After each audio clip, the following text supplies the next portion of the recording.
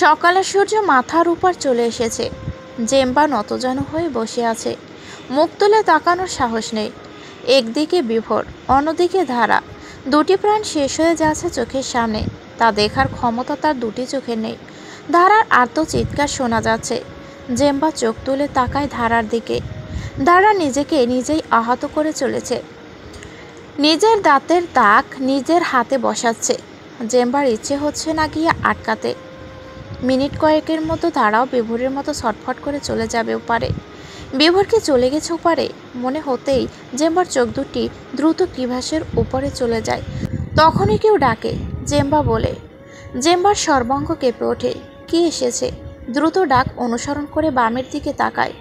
অস্ফুটভাবে বিড়বিড় করে, গরজ। জেম্বার শরীর কেঁপে ওঠে, শক্ত হয়ে পড়ে। বসা থেকে সোজা হয়ে না দাঁড়িয়ে নিঃশ্বাসের গতিতে গরজের দিকে দৌড়ায়। গরজের কাঁধে থাকা অক্সিজেন সিলিন্ডারগুলো ভীষণভাবে আকর্ষণ করছে জেম্বাকে। গরজের সাথে কোনো রকম কথা না বলে তার কাঁধ থেকে ছিনতাইকারীর মতো ছিনিয়ে নেয় দুটি সিলিন্ডার। এরপর আবার উল্টো দৌড়িয়ে আসে ধারার হাতে একটা সিলিন্ডার দিয়ে বলে, বিভোরের কিচ্ছু হয়নি, কিছু হবে না, তুমি দ্রুত অক্সিজেন নাও। কথা শেষ করে জেম্বা মইয়ে উঠে দ্রুত হাঁটার চেষ্টা করে। মই গড়গড় আওয়াজ তুলছে, তাতে ব্রুকোয়েপ নেই জেম্বার। বাঁচাতে হবে, একজনকে তার বাঁচাতেই হবে। ধারা জেম্বার কথা শুনে বরফের মতো শক্ত হয়ে পড়ে। বিভোরের কিচ্ছু হয়নি। ধারা স্তব্ধ হয়ে জেম্বার দিকে তাকিয়ে থাকে। জেম্বা জীবন ঝুঁকি নিয়ে দ্রুত পায়ে মই পার হয়। এরপর দৌড়ে এসে বিভোরের মাস্ক লাগিয়ে দিয়ে বলে, বিভোর, অক্সিজেন টানার চেষ্টা করো, তোমার হাতে কম হলেও কয়েক সেকেন্ড আছে, চেষ্টা করো। বিভোর শ্বাস নেই বড় করে।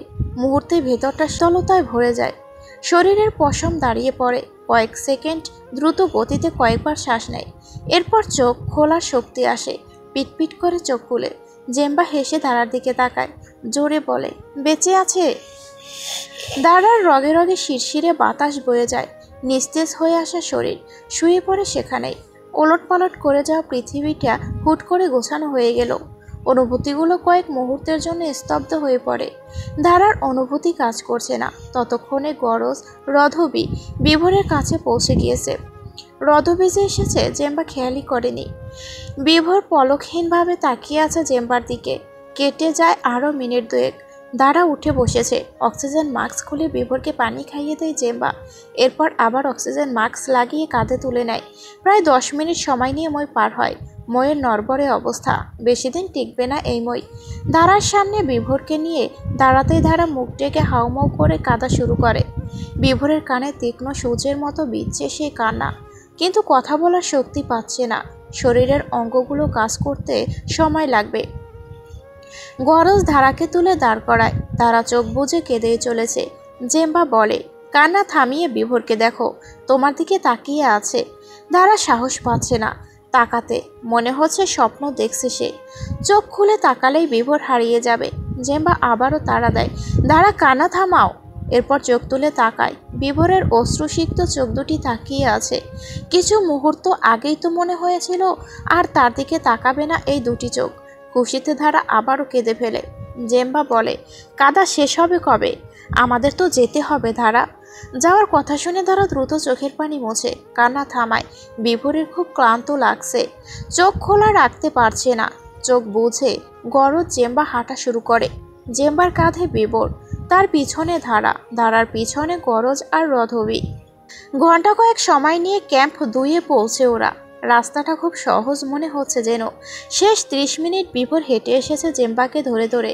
ক্যাম্প 2-এ তাঁবুটা নিয়ে নেওয়া হয়। আজ রাতটা এখানে থাকা হবে। বিভোরের শরীরে গঠনের দিক দিয়ে একজন সুপুরুষ বটে। তাকে বেস ক্যাম্প অবধি জেম্বা বা গরজ কেউ কাঁধে করে নিয়ে যেতে পারবে না। রধবী দ্রুত হরলিক্স করে, এরপর স্যুপ, সাথে বিস্কুট। এরপর রান্না বসায়। জেম্বা তাঁবুতে শটান হয়ে শুয়ে আছে, বুকটা হালকা লাগছে খুব। গরজ তাঁবুতে ঢুকতে জেম্বা প্রশ্ন ছিল, অক্সিজেন সিলিন্ডার যদি না নিয়ে আসতে কি যে হতো? উত্তরে গরজ হাসে। কয়েক সেকেন্ড পর বলে, তোমরা যখন এভারেস্ট চূড়ায় উঠো তখনই সেই খবর বেস ক্যাম্পে ছড়িয়ে পড়ে। আমার কানে খবরটা আসাতেই রধবীকে নিয়ে বেরিয়ে পড়ি। সাথে নেই অক্সিজেন সিলিন্ডার। অক্সিজেন সিলিন্ডার নেওয়ার বুদ্ধিটা কেন এসেছিল মাথায়? দুর্যোগে অনেকটা সময় নষ্ট হয়েছে, ফলে অক্সিজেনের অভাব করতেই পারে, এটা স্বাভাবিক। এজন্য নিয়ে এসেছিলাম 3টে সিলিন্ডার। তোমার উপস্থিতি বুদ্ধি দুটি জীবন বাঁচালো। গরজ তৃপ্তি নিয়ে হাসলো, এরপর প্রশ্ন করলো, আচ্ছা একটা প্রশ্ন করি। হ্যাঁ।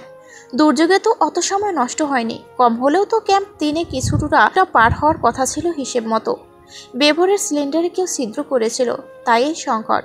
গরজ বড় চোখ করে তাকায়। জেম্বা বলে, তবে কে করেছিল জানি না আমরা কেউই। স্লিপিং ব্যাগে বিভোর চোখ বুজে শুয়ে আছে। দাঁড়া তার রক্তমাখা ঠোঁটে চুমু খায়, এরপর তুলো দিয়ে রক্ত মুছে দেয় কান, গলা, বুক, নাক থেকে। প্রচুর রক্তক্ষরণ হয়েছে নাক মুখ দিয়ে। ভাবতেই কষ্টে বুকটা চৌচির হয়ে যাচ্ছে ধারার। বিকেলের দিকে বিভোর চোখ খুলে ধীরে ধীরে উঠে বসে। ধারা বাইরে গিয়েছিল রান্না কতদূর দেখতে। এখানে রান্না করতে বেশ বেগ পেতে হচ্ছে, অনেক উপরে তো। ভাগ্যিস দিনটার আবহাওয়া অনেক ভালো। বিভোর ভাঙা গলায় ডাকে, ধারা। তাঁবুর পাশেই রান্না হচ্ছে। বিভোরের কণ্ঠস্বর শুনে ধারা সচকিত হয়। কতক্ষণ পর কণ্ঠ শুনল, দৌড়ে আসে তাঁবুতে। বিভোরের সামনে বসে বলো, ক্ষুধা লাগছে? বিভোর জবাবে না দিয়ে হ্যাঁ করে তাকিয়ে আছে দাঁড়ার হাতের দিকে। দাঁড়া বিভোরের দৃষ্টি অনুসরণ করে নিজের হাতের দিকে তাকায়। কামড়ের দাগ, রক্ত জমাট বেঁধে আছে পুরো হাত জুড়ে দাগ। দ্রুত লুকিয়ে ফেলে হাত। বিভোর শিওর এখন বকবে। বিভোর দাঁড়ার হাত দুটি জোর করে নিজের হাতের মুঠোয় নেয়, এরপর প্রশ্ন করে, কি করে হলো? দাঁড়া দৃষ্টি অস্থির রেখে বলো, কামড়িয়েছি। বিভোর চোখ গরম করে বলে, কখন? কেন? দূর বাদ দাও, প্রশ্ন করছি না। দাঁড়া দৃষ্টি নিচে রাখে কিছুক্ষণ, এরপর ঠোঁট চেপে কান্না আটকায়। চোখের জল গড়িয়ে পড়ে। বলে, ছেড়ে তো চলেই যাচ্ছিলে, তাই তাই কি হয়ে গিয়েছিল আমার? হাত কামড়িয়েছি, শেষ। বিভোর তৃষ্ণার্থের মতো পলকহীনভাবে দাঁড়ার দিকে তাকিয়ে থাকে অনেকক্ষণ। চোখ নামিয়ে কাছে দাঁড়া, ঠোঁট দুটি কাঁপছে।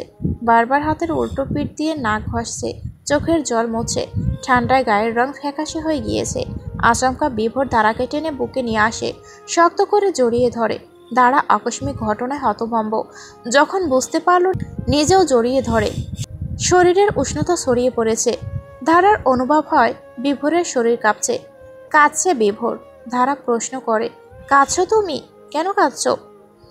বিভোর কোনো জবাব দিল না। শরীরের সর্বস্ব শক্তি দিয়ে দাঁড়াকে জড়িয়ে ধরে কেঁদেই চলেছে। নিঃশব্দ সেই কান্না। দাঁড়া পিঠে ব্যথা পাচ্ছে, তবুও না করলো না। বিভোর এভাবে কখনো কাঁদেনি, আজ যখন কাঁদছে কাঁদুক। দাঁড়া বিভোরের পিঠে হাত বুলিয়ে দেয়। ক্ষণ কিছু পর বিভোর বাঁধন আগলা করে দেয়। ধারার চোখের দিকে একবার তাকায়, এরপর ঠোঁটের দিকে তাকায়। সময় না নিয়েই ঠোঁটে ডুবে। এক সময় ধারা ঠেলে সরায় বিভোরকে, এরপর বলে, উফ, শ্বাস নিতে পারছি না, মরেই যেতাম। বিভোর হেসে ফেলে ধারার কপালে চুমু দিয়ে বলে, পাগলি। সন্ধ্যার পর বিভোর বের হয়। জেম্বা, রধবী, গরজ বাইরেই দাঁড়িয়েছিল।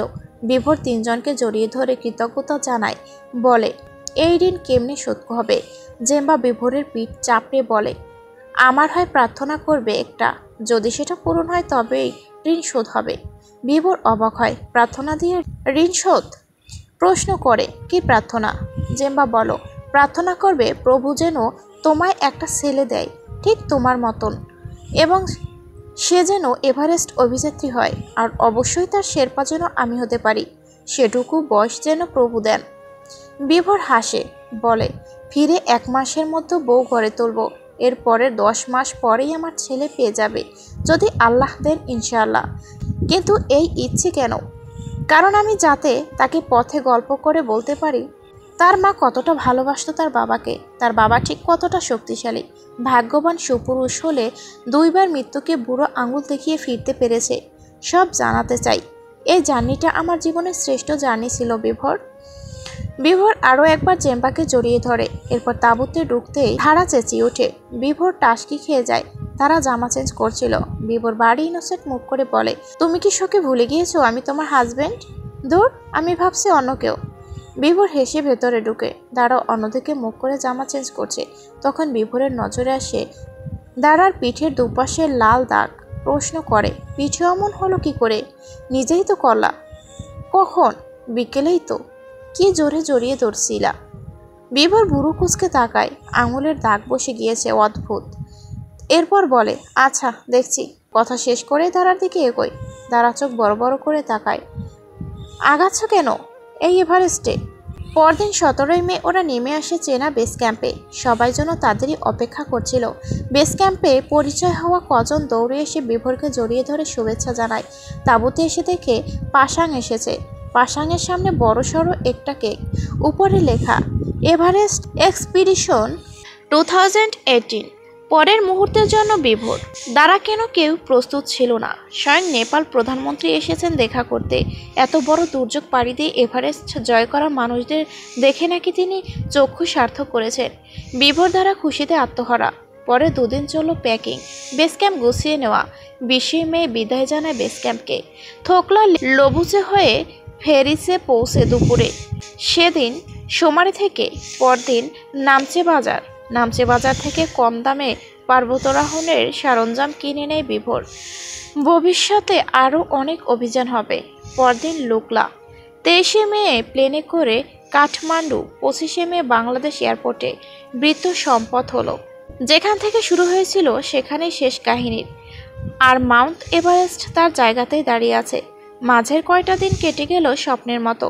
পিছনে রেখে এলো ইতিহাস, যা শুনবে প্রজন্মরা।